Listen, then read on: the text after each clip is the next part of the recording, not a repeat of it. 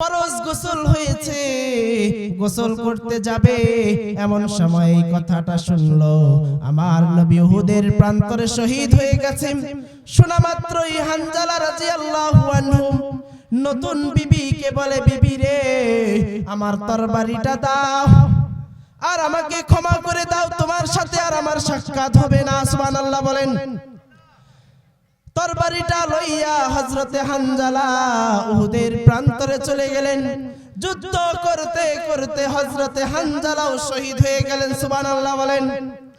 যুদ্ধ শেষে আল্লাহর নবী সাহাবীদের লাশগুলো শনাক্ত করতেছে, এমন সময় একজন মহিলা এসে বলে, ওগো আল্লাহর নবী, ওগো আল্লাহর নবী, আপনার কাছে দরখাস্ত, সমস্ত সাহাবীদেরকে কবর দেন, কিন্তু আমার একটা আরজি আছে, আমার স্বামী হযরতে হানজালাকে গোসল ছাড়া কবর দেয়া যাবে না।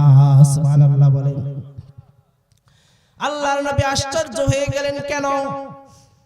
মহিলা জবাব দেয়, ওগো আল্লাহর নবী, গত রাত্রিতেই হানজালার সাথে আমার সহবাস হয়েছে, নতুন বিবাহ বাসর হয়েছে।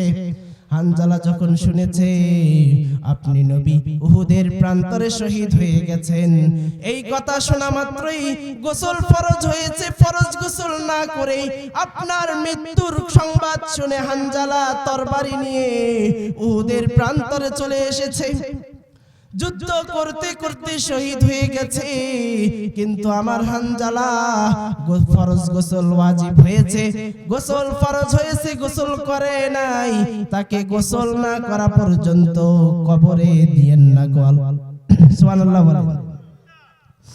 আল্লাহর নবী বলেন, সাহাবারা খোঁজো আমার হানজালা কোথায়। সাহাবারা পুরা উহুদের প্রান্তর খুঁজলেন, হানজালার লাশ খুঁজে পাওয়া যায় না। আল্লাহর নবী পেরেশান হয়ে গেলেন, পেরেশান হয়ে গেলেন, খুঁজে পায় না। লাশ যদি জিহাদের ময়দানে এসেছে, তাহলে লাশ গেল কোথায়? ঠিক না? আল্লাহর নবী খুঁজে পায় না। সবাই পেরেশান, কিরে হানজালা কোথায়?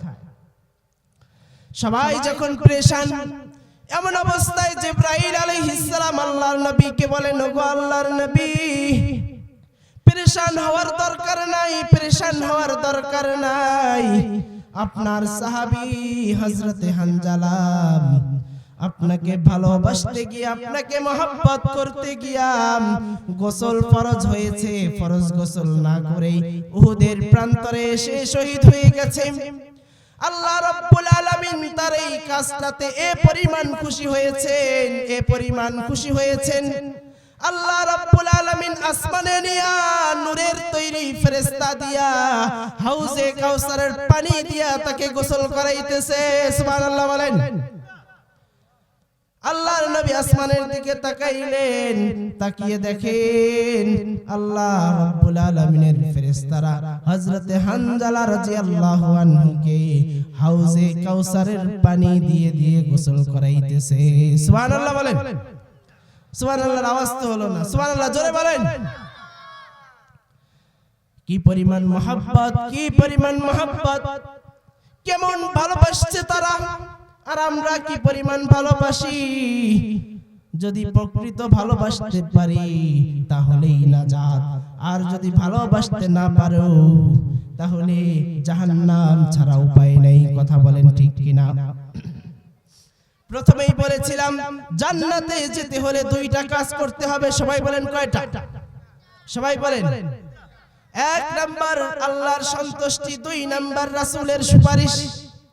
আল্লাহ রাব্বুল আলামিন আয়াতের মাধ্যমে জানায় দিলেন, তোমরা যদি আমি আল্লাহর সন্তুষ্টি পেতে চাও, আমি আল্লাহর সন্তুষ্টি পেতে চাও, তাহলে আমার নবীর, আমার হাবিবের সুপারিশ অর্জন করো। সুবহানাল্লাহ বলেন। আমার হাবিবের সুপারিশ যদি অর্জন করতে পারো, আমি আল্লাহ রাব্বুল আলামিন ওয়াদা দিলাম, আমি আল্লাহ রাব্বুল আলামিন ওয়াদা দিলাম, আমি আল্লাহ রাব্বুল আলামিনও তোমাদের উপর সন্তুষ্ট হয়ে যাব। সুবহানাল্লাহ বলেন।